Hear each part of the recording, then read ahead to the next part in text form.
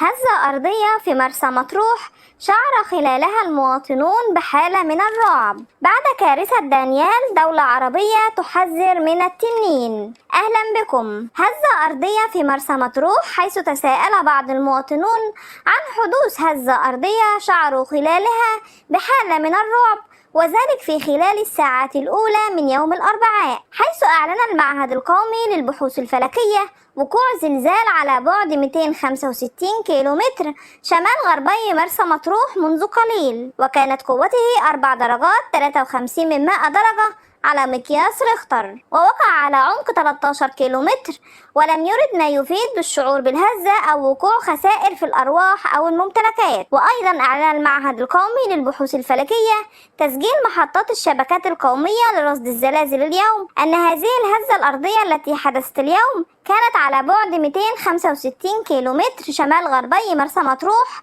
في تمام الساعة 4:33. وأوضح دكتور جاد القاضي رئيس معهد البحوث في بيان رسمي أن الزلزال كان بقوة 4 درجات 53 من 100 على مقياس ريختر. وأشار دكتور جاد القاضي أنه لم يرد للمعهد ما يفيد الشعور بالهزة أو وقوع أي خسائر في الأرواح أو الممتلكات. وأوضح المعهد القومي للبحوث الفلكية تفاصيل أكثر عما حدث، وقال أن الهزة الأرضية اليوم مصدرها لم يكن من داخل الأراضي المصرية، وإنما كان من داخل الأراضي الليبية. وأعلن عن تفاصيل زلزال اليوم، حيث وقع الساعة 4:33 وقوته 4.53 من 100 على مقياس ريختر وبعمق 13.68 كيلومتر. وقال أن المعهد لم يرد إليه الشعور بأي خسائر في الأرواح أو الممتلكات، وجاري التحقيق في التفاصيل. بعد كارثة دانيال، دولة عربية تحذر من التنين. يبدو أن التطرف المناخي الذي يضرب العالم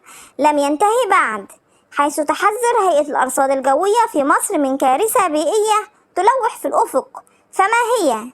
التنين عاصفة تنتج عن انتقاء منخفضين جويين، الأول حار قادم من ليبيا والآخر بارد من أوروبا. المنخفضين يسهمان في تشكيل سحب مليئة بالمياه ستتوجه إلى مصر، مما يسبب هطول أمطار غزيرة، إضافة إلى غمر المياه للشوارع المصرية وتعطيل حركة السير في البلاد. ومن المحتمل أن تضرب عاصفة التنين بعض مناطق القاهرة والمحافظات المجاورة في نهاية سبتمبر وتستمر لنحو أسبوع. وكانت مصر قد شهدت عاصفة مشابهة في الأعوام ال4 الماضية. علماء المناخ في البلاد حملوا مسؤولية تكرار الكوارث الطبيعية لعوامل التغير المناخي.